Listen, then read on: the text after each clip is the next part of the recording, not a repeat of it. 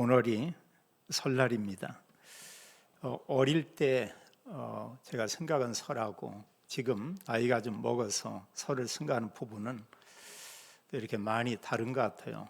어릴 땐 참 설렘이 이렇게 있었던 것 같습니다.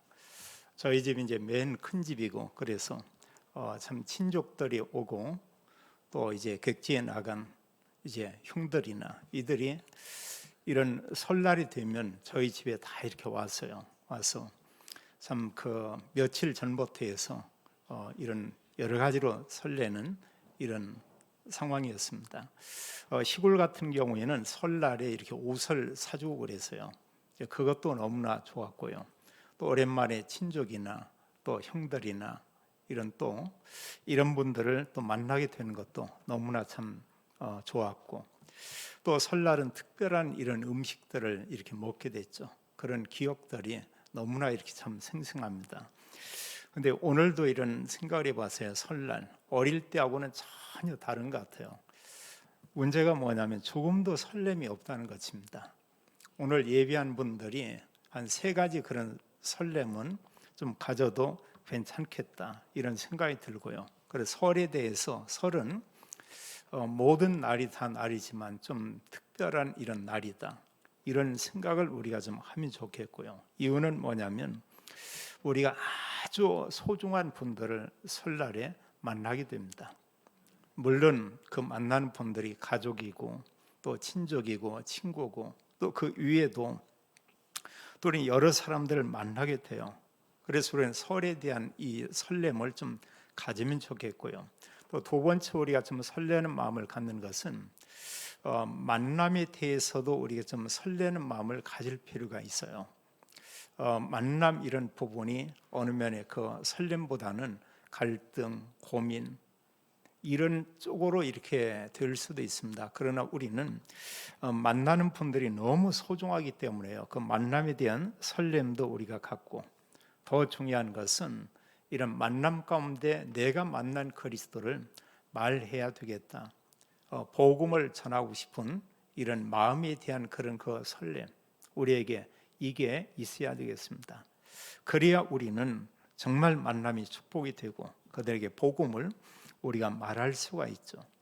또 설이라고 할 때 저에게 이렇게 부딪혀 오는 부분이 있어요. 설하면 고향, 이게 생각이 나죠. 어른들에게는 고향이 있겠습니다만 우리 자녀나 이런 렘넌트들에게는 과연 그 고향이 있을까, 이런 생각을 좀 해보게 돼요. 우리가 고향하면 그들이 태어나서 자란 곳, 이제 이곳이죠.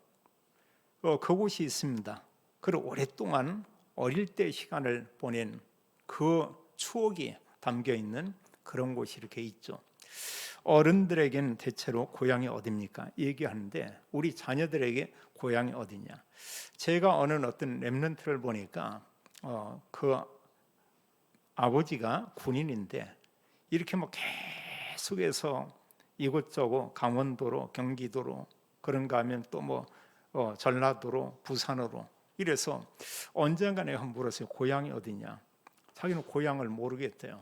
그리고 위에 보니까 큰딸은 이제 경상도에서 이렇게 생활해서 경상도 말투가 이렇게 있고요. 또 이제 뭐 경기도에서 이렇게 난 자녀는 또 그쪽 말이 이렇게 있고, 그럼 그들에게는 고향의 이런 부분에 의미가 없죠. 그런데 어른들은 설 되면 처음 생각나는 고향, 이게 그 생각이 나고요. 또 하나는 이제 고향이 되면, 그 설이 되면 우리는 대부분의 고향을 찾아가기도 하고, 또 설이 되면 가족이나 친족들을 우리가 특별히 이렇게 만나게 되죠. 특별한 이런 사실, 그 시간이다 우리가 보면 되겠습니다. 설과 추석은 우리가 가족들에게 복음을 말하고 또 하나님께서 주신 은혜를 나눌 수 있는 가장 이런 최상의, 하나님이 우리 대한민국 국민들에게 준 하나의 시간표다.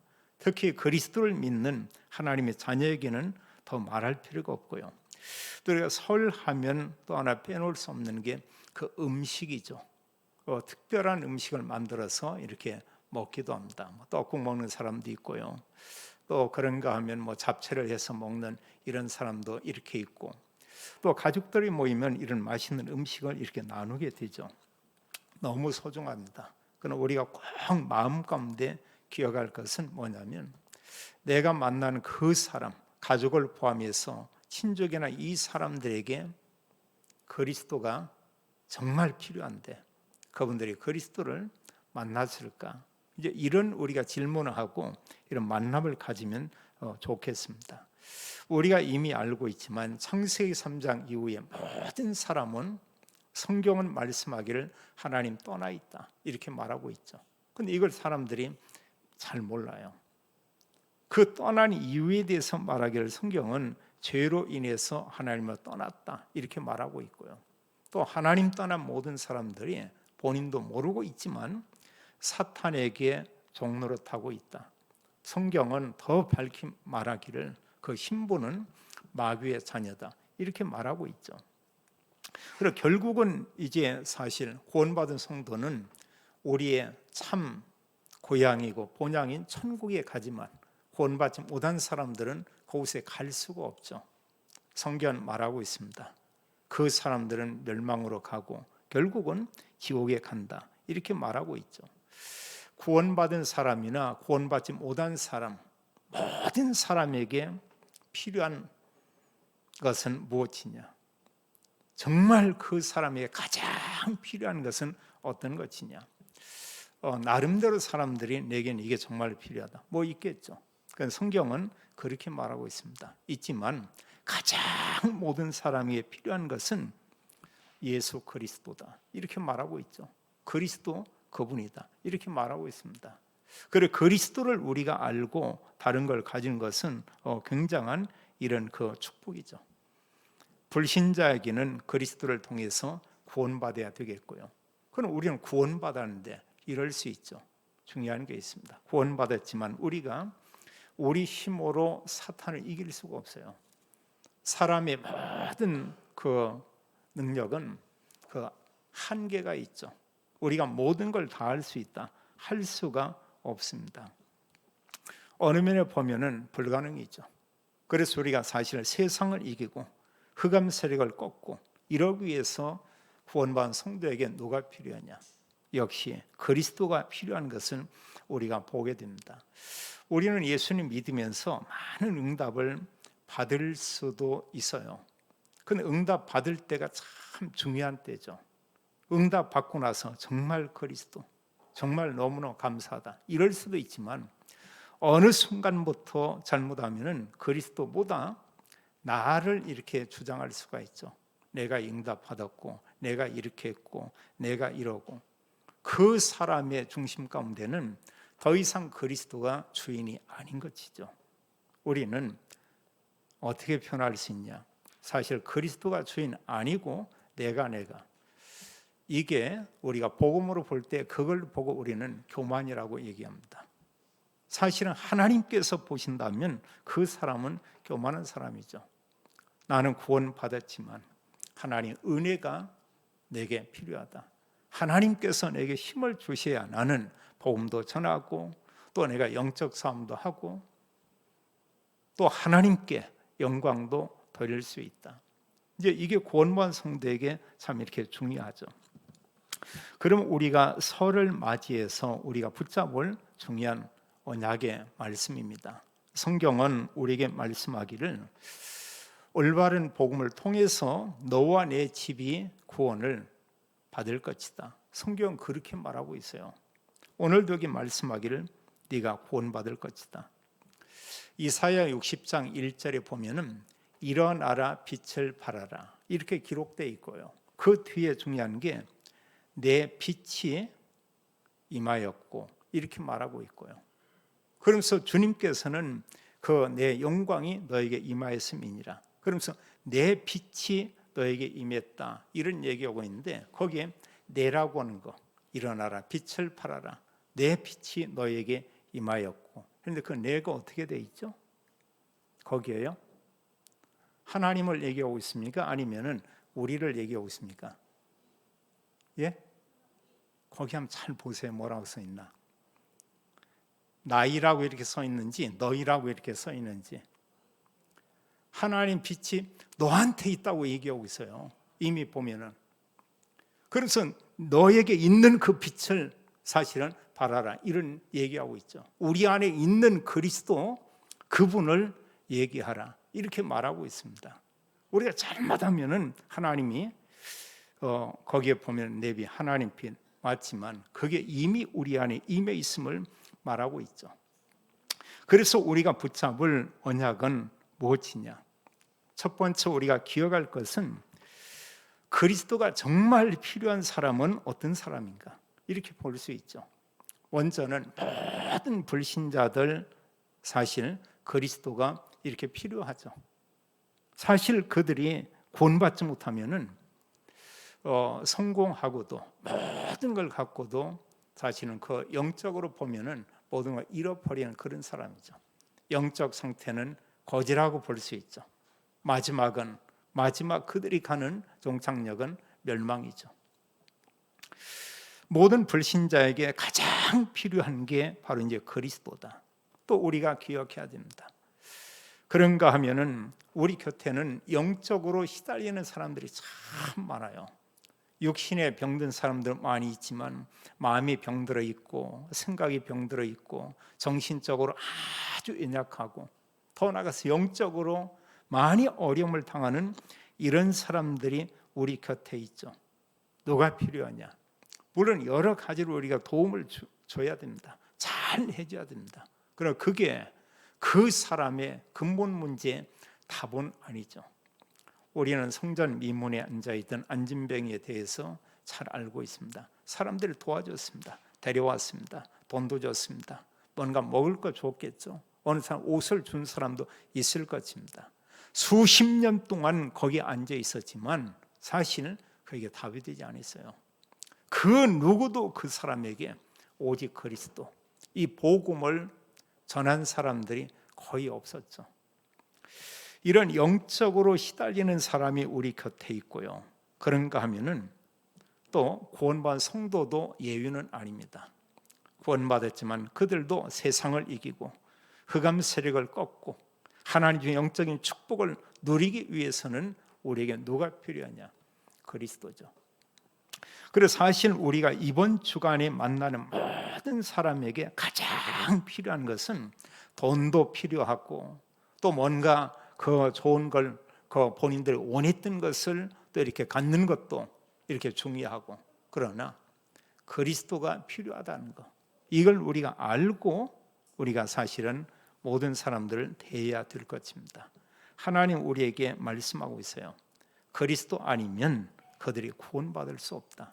그래서 성경은 말씀하기를 모든 문제의 답은 오직 그리스도고 그리스도 아니면 누구도 구원받을 수가 없다.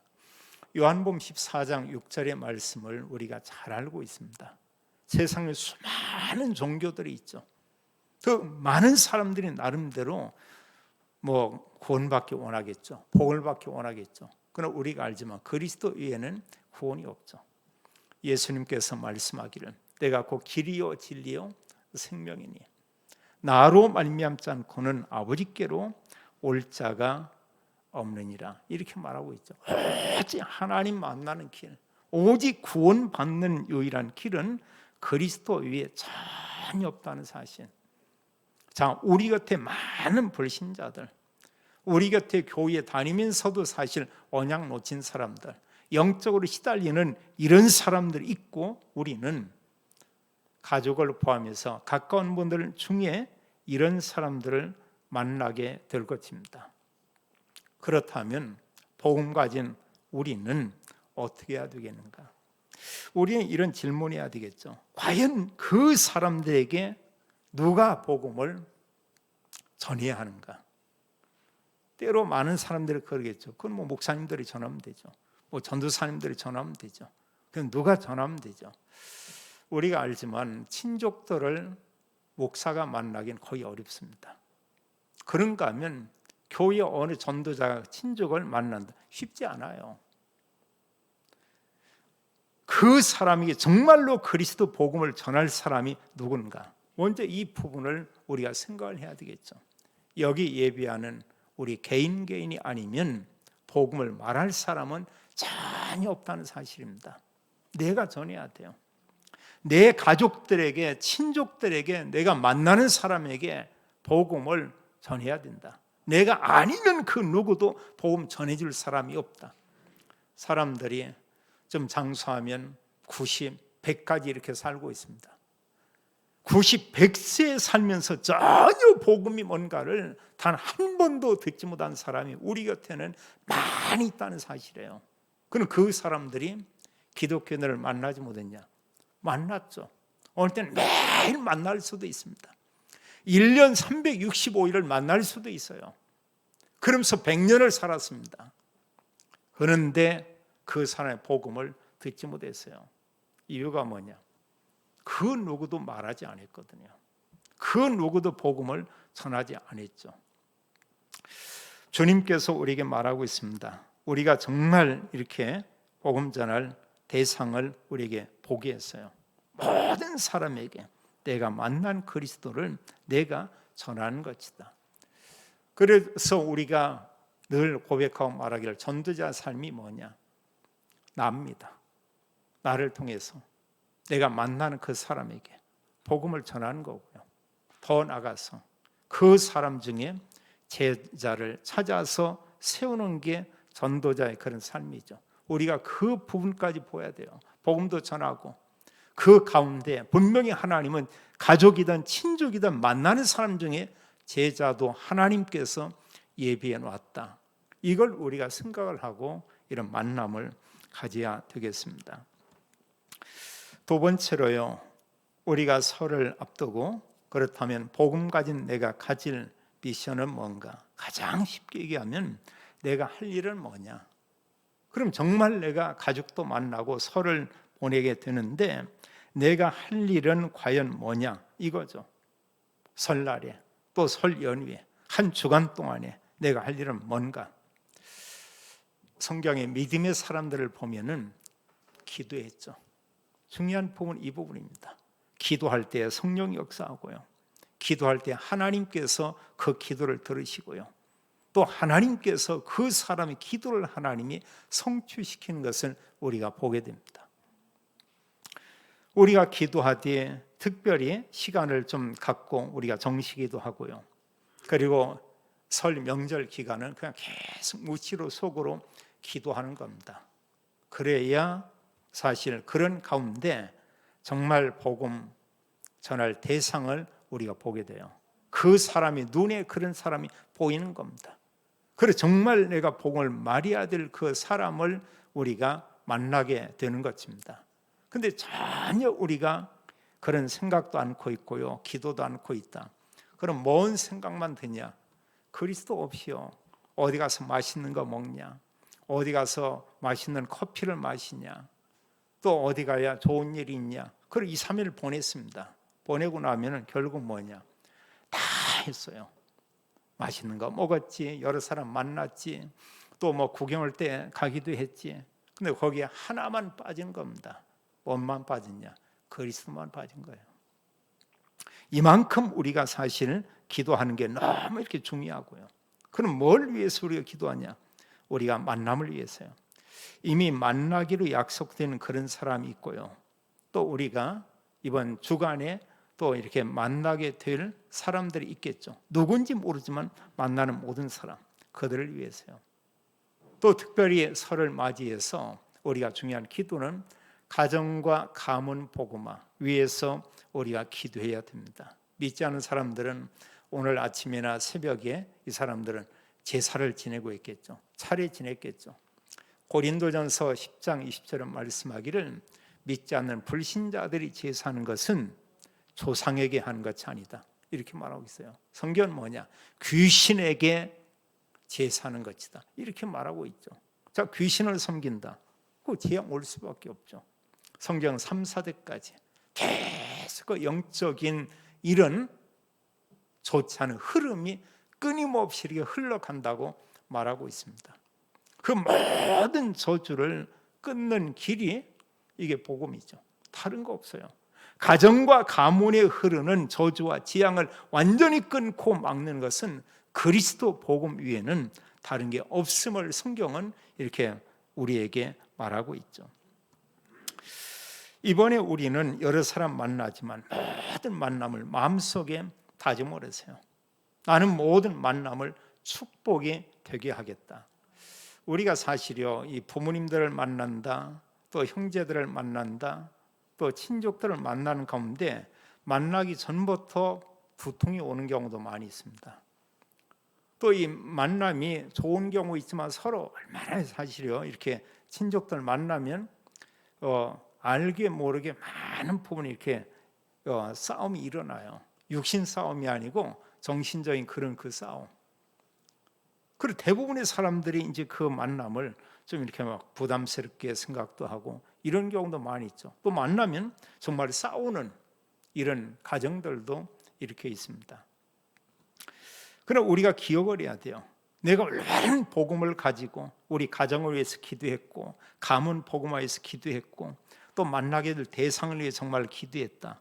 그런다면 그게 뭔가 여러 가지로 고민이 되고 또 막 갈등이 생기고 이게 아니고 아까도 말씀했지만 우리에게 정말로 기도했다면 설렘으로 바뀌게 되겠죠.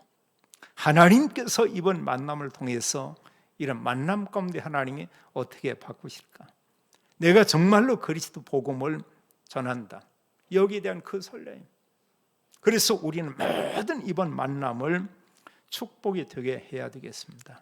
우리는 가까운 사람, 또 친한 사람, 친구 만날 때 기다리지죠. 그리고 기쁘잖아요. 하물며 우리가 만나는 대상은 가족이며 친족이며 가까운 사람이죠. 그동안에 이런저런 여러 가지 어떤 일들이 있었다.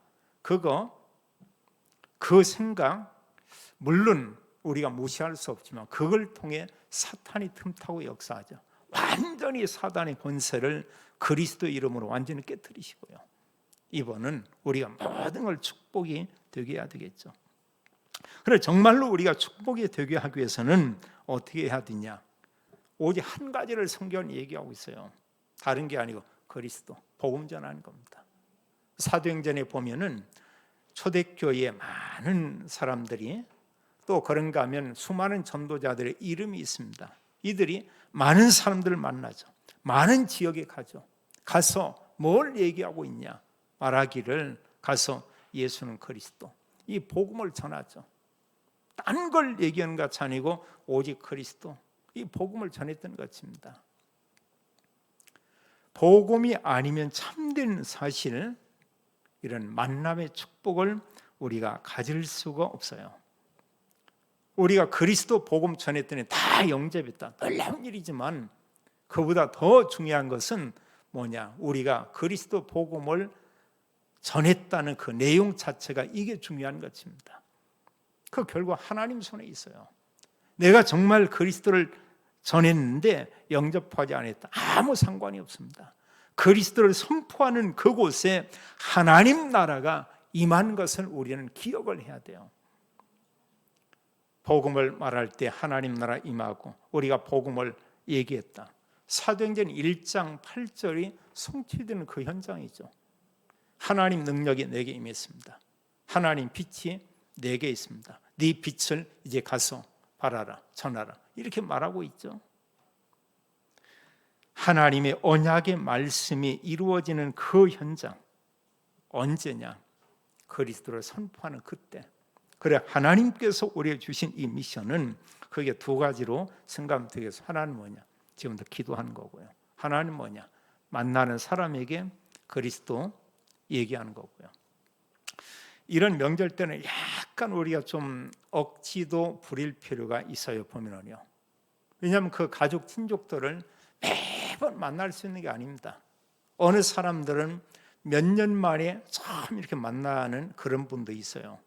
그분들이 얘기해 줘야 되겠죠. 그 만난 그분이 교회에 다닐 수도 있습니다. 근데 우리가 지금 알겠지만 교회에 다니는 사람 중에 확신이 없는 사람이 얼마나 많이 있습니까? 또 실제로 정말로 구원받지 못한 사람도 있거든요. 그분들에게 우리가 만난 그리스도 얘기할 필요가 있죠. 그러나 우리에게 한 가지 주의할 것은 어떤 내가 막 대단하니 많은 것은 그게 아니고 아주 겸손하게요. 정말 그 사람을 내가 이렇게 돕는다는 그런 마음을 가지고 우리가 또 섬긴다는 중심을 가지고 우리 얘기를 해야 되겠죠. 우리가 사람한테 말하는 이런 부분이 있잖아요. 정말 저분은 상대를 배려하고 상대를 소중히 여기고 말하고 있거나 이런 사람이 있고요. 어느 사람은 자기는 모든 걸 다 알고 있고 상대는 별로 이렇게 그냥 아는 게 별로 없는 것처럼 오고 자기 주장만을 막 내세우고 또 자기 말만 옳은 것처럼 막 얘기를 하고 그럼 나중에 이게 서로 갈등이 생기죠.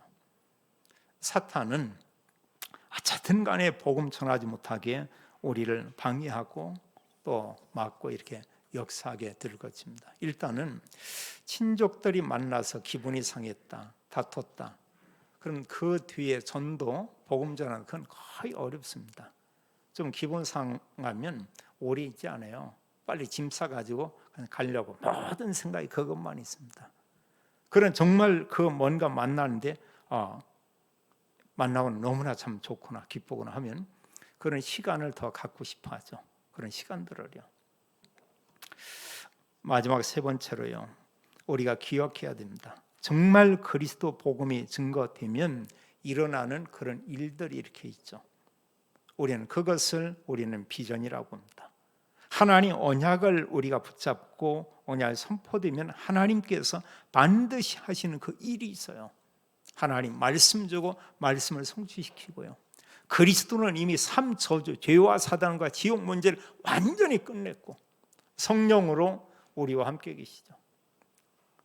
또 성경은 말씀하기를 복음을 말할 때마다 성령이 역사한다고 얘기하고 있습니다. 우리가 그걸 가지고 있잖아요. 오늘 성경에 보니까 사도행전 16장 16절로 34절에 여기에 보면 세 부류의 사람이 그리스도를 믿고 구원받은 내용이 기록되어 있습니다. 14절로 15절에 보면 루디아 가정이 이 하나님 말씀을 듣게 됐어요.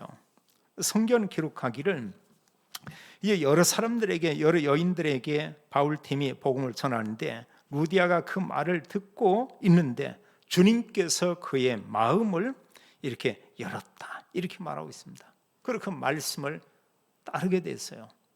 루디아 한 사람뿐만이 아니고 루디아와 함께 그의 모든 가족이 다 이렇게 구원받게 되죠. 그리고 그들이 세례를 받았습니다. 그리고 바울이 얼마 동안 그 집에 이렇게 머물게 되고 그러죠. 그리고 빌립보 지역에서 잠깐 머무는 기간 동안에 하나님은 아주 중요한 일을 이루시죠. 기도하러 가는데 귀신들 여종이 계속해서 이렇게 좀 괴롭게 했다 이렇게 말하고 있죠. 16절로 18절에 보게 되면 그런 말을 하고 있죠. 귀신은 잘 알아요. 그들의 말하기를 지극히 높은 하나님의 종으로 구원의 길을 너에게 전하는 자라 하며 이러면서 바울이 이 말을 계속 듣는데 괴로웠다 이런 얘기하고 있죠. 근데 바울이 이제 그 귀신에게 명하는 겁니다. 예수 그리스도의 이름으로 내가 내게 명하노니 그에서 나오라 이렇게 명령하죠. 귀신이 즉시 떠났다. 이걸로 인해서 영적으로 시달리고 귀신들인 여종이 치유받는 것을 보게 됩니다. 우리 생각으로 볼 때는 이게 참 쉽게 이해가 안 되죠. 그런데 그리스도를 선포하는 그 순간 귀신과 흑암은 꺾이게 돼 있고요. 어떻게 보면 아주 영적 갈급한 이런 사람이라고 볼 수가 있죠. 이 일로 인해서 감옥에 갇히게 되고 감옥에서 찬양하고 기도하는데 옥문이 열리고 죄수들의 묶이는 게 다 이렇게 풀려지게 되죠. 이때 간수는 이제 모든 죄수들이 도망친 줄 알고 여기 성경에 보니까 자결하려 하거늘 이렇게 말하고 있죠. 칼을 빼서 자결을 하려고 한다. 그 책임 때문에요. 바로 그 시간입니다. 28절에 보니까 바울이 큰 소리 질러 이르되 내 몸을 상하지 말라. 우리가 도망치지 않고 다 여기에 있다. 이렇게 말하고 있죠. 이 상황에서 그런 생각을 해보세요. 바울은 평소에 목소리가 클까 적을까? 이 순간만큼은 큰 소리를 쳤겠죠. 많은 사람들이 이 말을 들을 수도 있을 것입니다. 그 간수에게 말하기를 자기를 매로 쳤던 그 간수 그에게 큰 소리로 말하기를 내 몸을 상하게 하지 말라. 이때요 간수가 뛰어들어가서 무서워 떨며 바울과 실라 앞에 엎드리고 이렇게 말하고 있죠. 바짝 그 앞에 엎드리고 이러면서 한 아주 중요한 이런 말이 있어요. 31절도 중요하지만 바로 30절에 너무 중요한 말이 있습니다. 30절을 같이 한번 읽겠어요.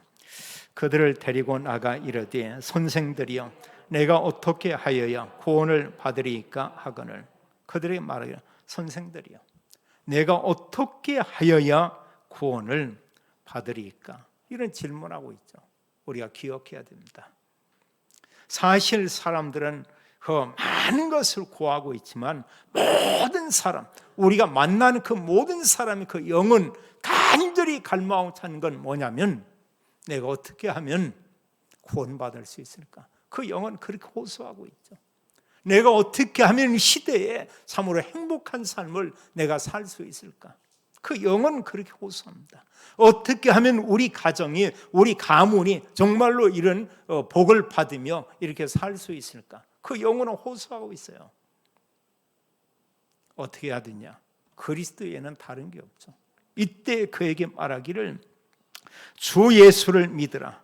그리하면 너와 내 집이 구원을 받으리라. 이렇게 말씀했습니다. 우리가 전할 복음과 말씀은 바로 이 부분이죠. 그들에게 바울은 그리스도를 얘기했습니다. 그 가운데 하나님께서는 루디아의 모든 가족은, 간수의 모든 가족은, 그런가 하면 귀신들은 여종이 구원받죠. 사도행전 13장 48절은 말씀하기를 복음을 전했는데 다 믿은 건 아니고입니다. 성경은 기록하기를 영생을 주시기로 작정된 자는 다 믿더라. 복음을 말할 때 영생 주시기로 작정된 자와 그렇지 않은 자를 우리가 분별할 수 있습니다. 아무리 관상 보고요, 아무리 얼굴 뚫어지라 보고요, 그거 맞지 않아요. 또 우리는 그 어느 사람을 보면서 내가 기분이 아주 좋으면 주변 사람들이 좀 대체로 이렇게 좋게 보입니다. 내가 너무 지금 마음이 상해 있다 이러면 대부분 사람들 보는데 어느 사람 좀 웃고 이런 것 같다, 그 기분 나빠요. 어느 때는 자기를 빈정대는 것처럼 느껴질 수가 있어요. 우리가 많은 부분에 착각을 할 수가 이렇게 있습니다. 잘못 볼 수가 있죠. 언제냐? 복음 앞에 거울을 보면 자기 얼굴의 모습을 볼 수 있듯이 그리스도를 말할 때 주변에 있는 사람의 상태를 우리는 점검할 수 있죠. 그리고 복음 말하기 전에 선입견을 가지고 이 사람이 이랬고 저랬고 이랬고 성격이 뭐 그런 얘기 전혀 할 필요가 없죠. 제가 아는 어떤 사람이 아주 성격이, 전 그전에 보면서 참 굉장히 까칠하다. 그분이 어떤 학원 원장이고 있는데요. 근데 그분은 이제 그 한 20년 지나서 후에 만나야 되는데 보면 얼마나 공손하니 만날 때마다 인사하는 목사님 안녕하세요 하면서 이렇게 보면서는 이 사람이 완전히 바뀌었네. 완전히 바뀌었어요. 근데 올바른 복음이냐? 복음이 아니에요. 아직 확인하니까 신천지. 그전 사람 바뀌었어요. 올바른 복음이 들어가지는 않았는데. 이단의 영이 들어가도 사람이 착해지는데 그리스도 언약을 우리가 가졌다. 우리는 좀 더 많은 부분에 좀 우리가 달려야 될 것입니다. 예수님께서 이 땅에 온 이유를 마가복음 10장 45절에 말하고 있죠. 인자가 온 것은 섬김을 받으려 함이 아니라 도리어 섬기려 하고 자기 목숨을 많은 사람의 대속물로 주려 함이니라. 우리가 이번 설 명절은 대접받으려고 하지 마세요. 모든 사람 자존심 완전히 그냥 바닷가에 내려놓고 내가 섬긴다. 이번 한 주간을 모든 사람 내가 정말로 섬긴다. 내가 그 사람에게 여러 부분에 내가 서비스를 한다. 이런 생각을 하고요. 그럼 내적으로 마음 가운데 중요한 것은 그리스도, 우리를 구속하기 위해서 오신 예수 그리스도, 그분을 내가 전한다. 우리의 말을 주변 사람들은 소중히 여길 것입니다. 우리가 꼭 기억해야 돼요. 복음 전하면 하나님이 하실 일이 있죠. 하나님께서는 가정과 가문 복음화 하나님은 하시겠다고 말씀하고 있습니다. 오늘 말씀 보면서 하나님은 나를 통해서 우리 가정과 가문 복음화를 하나님께서 하신다고 하는구나, 이런 믿음을 우리가 가져야 되겠고요. 더 중요한 것은, 우리가 결론적으로 정리하는 것은, 우리 가족이, 우리 후대가 복음 전하는 전도 플랫폼, 말씀 공부하는 그런 장, 이것을 우리가 만드는 거고요. 또 여기서 우리가 고백할 이런 복음들은 또 하나 뭐냐, 정말 이런 삶을 살면 진짜 행복하겠구나, 이것과 함께 모든 가족들, 나를 포함해서 가족이 제자가 되고 영적 서밋이 돼서 정말 복음 전하고 제자 세우는 행복한 전도자의 삶을 살면 되겠고, 하나님께서 그런 은혜를 주겠구나, 이런 우리가 기대를 하고 그런 우리가 믿음을 우리가 가질 수가 있죠. 한 주간 우리는 여러 사람들을 만나게 됩니다. 그 모든 사람에게 필요한 것은 오직 그리스도. 구원받은 사람에게도 그리스도가 필요하고요. 또 구원받지 못한 사람에게도 그리스도가 필요하고요. 성격이 아주 이렇게 보면은 예민한 사람에게도 그리스도가 필요하고요. 성품이 아주 좋은 사람에게도 그리스도가 또한 필요하죠. 주님은 우리에게 말하고 있습니다. 주 예수를 믿으라. 그리하면 너와 내 집이 구원을 받으리라. 우리 한 분 한 분 통해서 가정과 가문이 복음을 받게 되고, 또 우리 한 사람 통해서 가정과 가문에 전도 제자들이 세워지고, 이런 가운데 또 저희들을 통해서, 또 가정과 가문을 통해서 현장의 말씀 운동에 이런 장들이 세워지는 하나님의 축복이 임하게 되기를 예수님의 이름으로 축원합니다. 하나님, 감사를 드립니다. 우리에게 말씀하기를, 하나님, 모든 사람에게 그리스도가 필요한 것을 우리에게 알게 했고, 또 그 문제의 모든 답이 오직 그리스도임을 알게 하신 주님, 이제 설 명절을 맞이해 만나는 가족, 친족 모든 분들에게 그리스도 복음을 우리가 말하고 알리고 전하는 증인의 삶을 살기 원합니다. 또 하나님 복음의 언약 가진 모든 성도가 또 행복한 한 주간을 또 하나님 살기 원합니다. 또 복음 가진 믿음의 가정, 가문을 통해서 하나님 지역, 민족, 세계 복음화하는 이런 전도 시스템이 세워지는 은혜를 허락해 주옵소서. 주 예수 그리스도 이름으로 기도하옵나이다. 아멘.